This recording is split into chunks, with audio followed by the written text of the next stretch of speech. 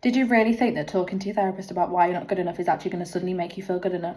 Or looking in the mirror and telling yourself that you're good enough and you're attractive enough and there's nothing wrong with you is suddenly going to make you feel better about yourself?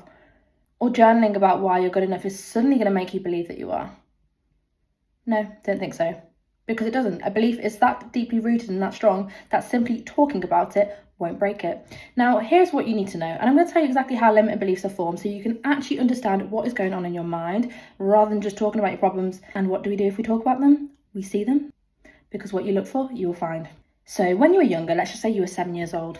And when you were 7 years old, you didn't have enough information to understand why things happen. So as a 7-year-old, you're watching mum and dad argue. Now, as humans, to make sense of things, we have to give it meaning for us to understand things. Now, as a 7-year-old, you don't have that much information to make meaning of things. So what do?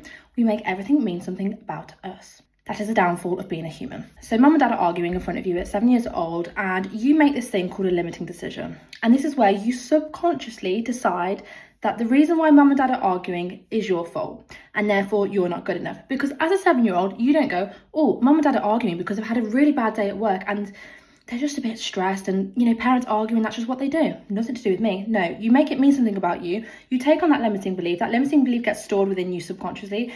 And throughout the rest of your life, you will see the world through this lens of I'm not good enough. So when you get rejected, you'll take it personally, again, meaning I'm not good enough. Or when you want to go all in a project, you would delay it and you'll procrastinate because if you go all in and you fail, it will confirm that you're not good enough. Or you'll chase the people who don't even want you because that will confirm and replay the story to you that you're not good enough to have what you want and be loved the way that you want to be loved. Or another example, let's just say you play netball and you're 12 years old, you're playing netball and you get picked last.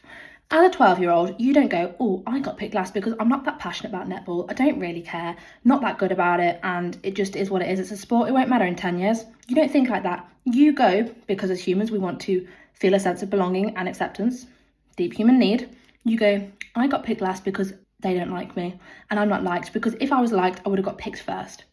That's subconsciously what happens.